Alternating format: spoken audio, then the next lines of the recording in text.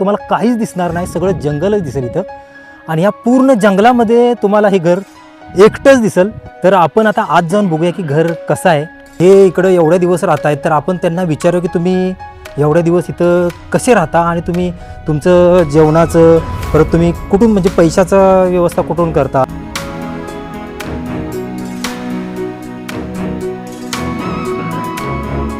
तर जय महाराष्ट्र मित्रांनो, स्वागत आहे तुमचं आणखी एका इंटरेस्टिंग व्हिडिओमध्ये.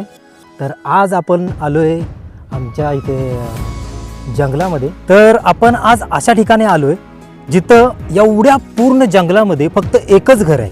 आणि या पूर्ण जंगलामध्ये आहे ना, वाघाची, पुन्हा गौरेड्यांची भरपूर लोकांना दिसतात. आणि त्याच जंगलामध्ये आज आपण आलो आहे.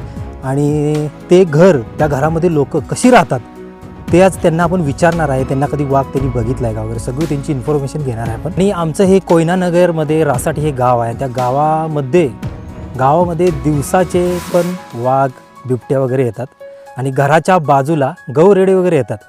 तर एवढं भीतीदायक वातावरण सगळं आहे, तरी पण एवढ्या जंगलामध्ये ही लोक कशी राहत असतील ते आपण त्यांना आज विचारणार आहे. आणि आम्ही असेच फिरता फिरता काय करवांद, आळू, किती करवांद आहे बघा, याला बघतात करवांद. तुम्हाला खाऊन दाखवतो करवांद बघा.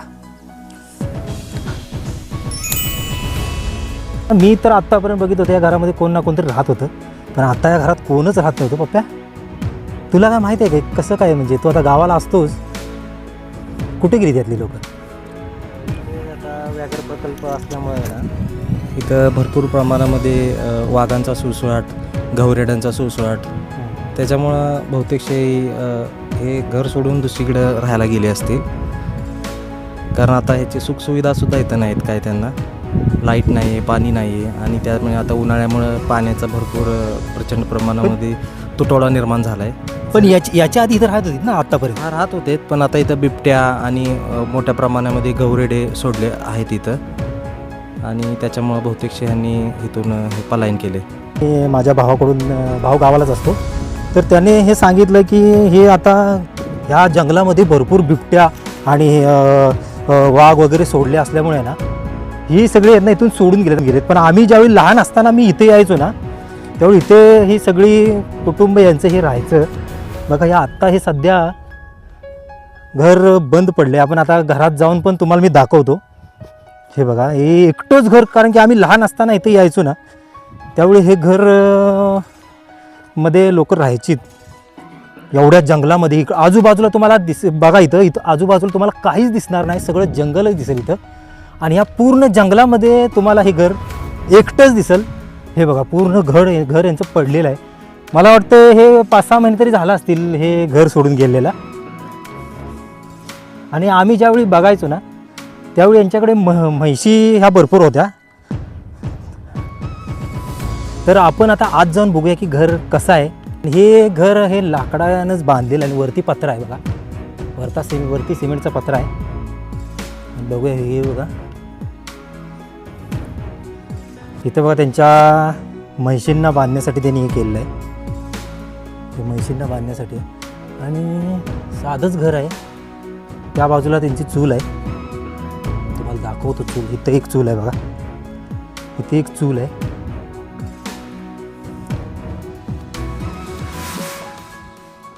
त्या कोपऱ्यात एक ती बघा, तिथे एक चूल आहे.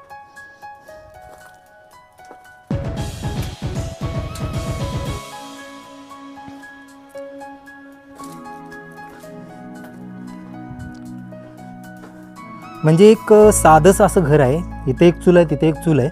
आणि या साईडला त्यांची म्हैशी बांधण्यासाठी ही जागा आहे. असं त्यांचं घर होतं. हे आम्ही ज्यावेळी लहान होतो तेव्हापासून बघतोय. आणि खाली एक सोपा आहे, खाली पण तुम्हाला दाखवतो. खाली पण एक त्यांनी हे पण त्यांच्या म्हैशींना बांधण्यासाठीच केलेलं आहे. सगळी कौलं वगैरे फुटले तिकडे. हे बघा, इथं कौलं सगळी पडले तिथे. तर मी आज आलो होतो की हे इकडं एवढे दिवस राहत आहेत, तर आपण त्यांना विचारू की तुम्ही एवढे दिवस इथं कसे राहता आणि तुम्ही तुमचं जेवणाचं, परत तुम्ही कुठून म्हणजे पैशाचा व्यवस्था कुठून करता, तुम्ही काय कसं जगता, हे विचारण्यासाठी मी आज हा व्हिडिओ करणार होतो. पण आज सध्या या घरामध्ये कोणच राहत नाही. आणि माझ्या भावाने सांगितल्याप्रमाणे इथं वाघांचा भरपूर सुळसुळाट आहे आणि गौरेडे हे या जंगलामध्ये सोडण्यात आलेले आहेत.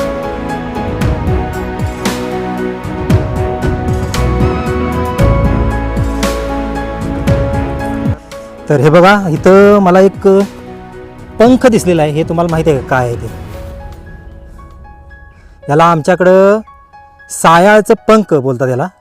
ज्यावेळी त्याच्यावर कुठला प्राणी वगैरे हल्ला करतो त्यावेळी हे पंख तो बाहेर काढतो आणि हे जे त्याचं टोक आहे ना तो घुसवतो. याच्यामुळे तो त्याचं संरक्षण करतो. याला तुमच्याकडे काय म्हणतात ते नक्की सांगा मला. या प्राण्याला तुमच्याकडे काय म्हणतात? आमच्याकडे याला तर सायाळ बोलतात.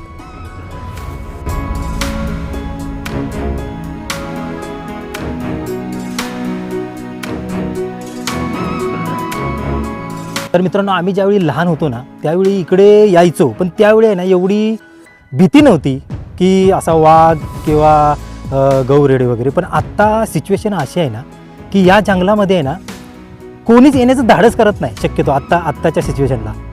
कारण की आता गौरेड्यांची एवढी भीती झाली ना. आणि इथे आहेत ना 1-2 लोकांना गौरेड्यांनी मारले पण त्यांच्यावर हल्ला पण केला आहे. त्यामुळे या ठिकाणी आहे ना कोण येत नाही शक्यतो. त्यामुळे मला वाटतं हे घर इथून सोडून गेलं असावं आणि इथे वाघ आणि बिबटे आपण सोडण्यात आलेले आहेत असे बोलत आहेत. त्यामुळे मला वाटतं इथून सोडून गेले असावेत. बघा, अजून आपल्याला त्या सायसळ आहे ना त्याची ही पकं भेटलेत बघा. ही सायसळची पकं आहे बघा. आता ठेव माझ्या. हे बघा, ही आम्ही आता करवंद काढलेत. गावाकडची भरपूर करवंद आहेत पण आम्ही काय जास्त खाणार नाही त्यामुळे थोडीशी काढलीत. आळू करवंद वगैरे आमच्या ह्या जंगलात भरपूर भेटतात. आणि जांभळं. तरी मोठं जंगल आहे असं. तर मित्रांनो, मला तुम्हाला दाखवायचं होतं की एवढ्या जंगलामध्ये ही लोकं कशी राहतात. त्यासाठी हा व्हिडिओ मी आज बनवला होता.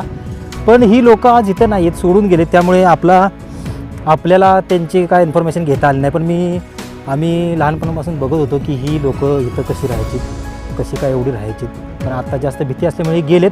तर मित्रांनो, हा आपला व्हिडिओ तुम्हाला जर आवडला असेल थोडा तरी तर व्हिडिओला एक लाईक करा आणि चॅनलला सबस्क्राईब करा. तर भेटूया अशा पुन्हा एका इंटरेस्टिंग व्हिडिओमध्ये. तोपर्यंत बाय.